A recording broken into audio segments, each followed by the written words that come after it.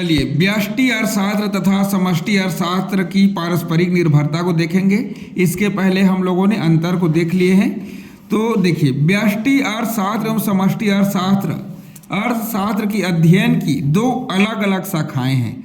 अध्ययन की दो अलग अलग शाखाएं हैं, उनका क्षेत्र भी अलग अलग हैं। व्यष्टि अर्थशास्त्र के अंतर्गत जहाँ कीमतें अत्यंत महत्वपूर्ण हैं, स्थान रखती, इसको कीमत का सिद्धांत भी कहते हैं। वहीं समष्टि अर्थशास्त्र में राष्ट्रीय आय की धारणा, मतलब समग्र है राष्ट्रीय आय ना, तो राष्ट्रीय आय की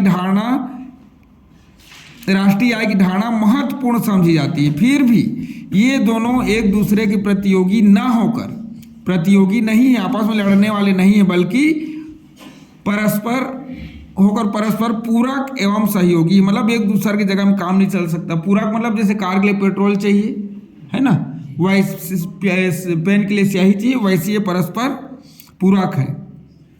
दोनों में परस्पर घनिष्ठ संबंध है। दोनों एक दूसरे की सीमाओं एवं विश्लेषण संबंधी कठिनाइयों का समाधान करती है। दोनों का ही विकास एक दूसरे पर निर्भर करता है।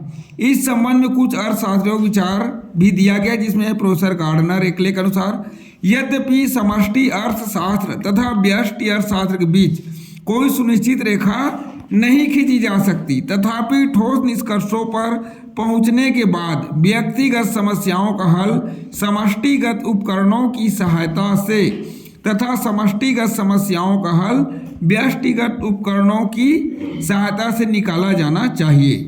प्रोफेसर सैमुएल्सन के शब्दों में, ये लोग अर्थशास्त्री हैं, वास्तव में व्यष्टि और समष्टि अर्थशास्त्र में कोई विरोध नहीं है, दोनों अत्यंत आवश्यक है। यदि आप एक को समझते हैं और दूसरे से अनभिज्ञ रहते हैं तो आप केवल अर्ध शिक्षित हैं। उपर्युक्त अध्ययन से स्पष्ट है कि व्यष्टि तथा समष्टि अर्थशास्त्र एक दूसरे के प्रति प्रतिस्पर्धी नहीं बल्कि पूरक हैं।